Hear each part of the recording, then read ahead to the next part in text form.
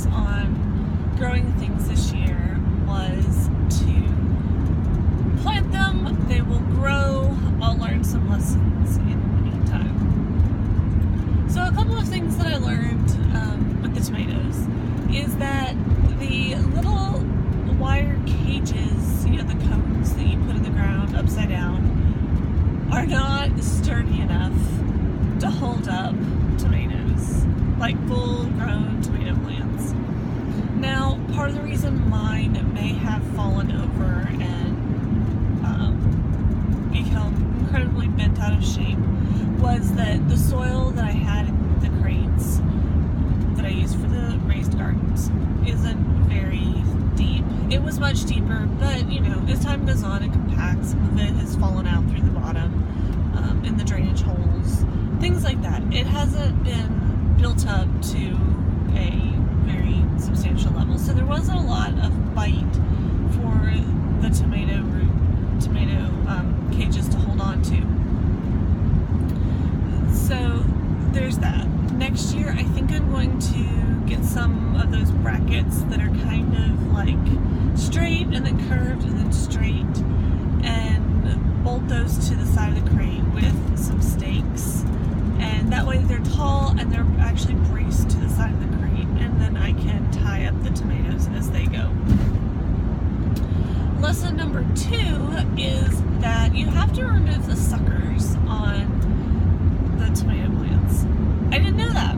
I didn't know that until they were way into being bushes. Years ago, I had attempted to grow start some tomato seeds, which ended up not working out very well, and that's a whole other ball of wax. But I was under the impression that by pruning them, like I would prune flowers deadheading or pinching back mums so that they grow into a bush, was not what you wanted for tomatoes. You want them to grow up, and you want them to spend time making fruit, not bushing out and growing more and more and more foliage. Which, now that I say that, I think I totally have that backwards, but it is what it is. That's what you want. You don't want it to get bushier and bushier and bushier. But it didn't occur to me that I needed to pinch back the little suckers that grow. And so I just kind of let them grow. I let them do their thing. And so mine grew very, very bushy and put in a lot of energy to making foliage and things like that. So next year I'll definitely be on top of pinching back the suckers, which is where you have the one stalk and then you have the branch, and then the sucker kind of grows in between, and so you just pop that off, and that kind of keeps everything compact and in an upward motion rather than moving out. So I'll definitely do that. So more support, the suckers, fertilizer. When I put the soil in and I used composted manure that I bought by the bag, I didn't put any. I think I put the chicken coop compost in, which I use the deep litter method for the chicken coop. I'll do a video about that at some other point in time.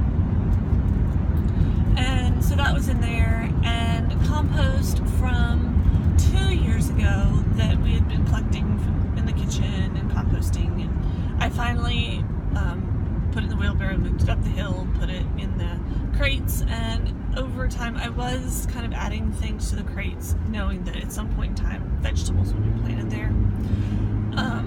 But once everything was planted, I didn't do anything else as far as fertilizer until about a month ago. I bought a very small bag of fertilizer. It was an organic fertilizer, and I kind of just haphazardly sprinkled it around after watching a video and saying, oh, fertilizing, and probably fertilizing quite regularly depending on what you're growing and how your soil is. So that is something that I'll be doing next year. I've already started kind of choosing what I want for fertilizer. I think I'm going to use Trifecta Plus, which I learned about through the M.I. Gardner channel, which I talk about a lot because his channel is really great. So Luke's fertilizer that he custom formulated, and I watched other videos of people showcasing what they grew using his fertilizer. I'm very pleased, so I really want to give it a try. But I don't live in Michigan, I live in Middle Tennessee, so I'll have to have it mailed to me. I probably need to look into the laws for that. I don't know. Are you allowed to mail fertilizer into my state? I don't know. So there's that. I need to fertilize, and I need to be better about making sure that the soil has everything it needs. As far as, along with that, everything that it needs, water. I don't have running water in the backyard right now. I have 2 barrels. They're 55-gallon drums, and they contain water that has run off the roof. It doesn't even come from the downspout. It just straight comes off the roof. I have an aerator or bubblers in there, and I have some fish and some aquatic plants in there just to kind of keep the mosquitoes down. At the beginning of the summer, we didn't have a lot of rain, and so I was scooping out with the watering can a lot of water for the plants, and I was running low, so I was like, okay, I need to ration this off until it rains. So the plants weren't getting enough water, and that actually turned out to be the reason that I was having the blossom end rot, which I've spoken about in a previous video. The blossom end rot was just from the tomatoes weren't getting the nutrients they needed, and they couldn't get the nutrients they needed because they weren't getting enough water. So once the rains really started, Middle Tennessee has had a huge monsoon all year, and the rain was constantly coming down. My barrels were overflowing, and the tomatoes were getting watered, and that really, really helped. I didn't have any more problems with blossom end rot. I didn't have any problems with the flowers just shriveling up and dying, anything like that.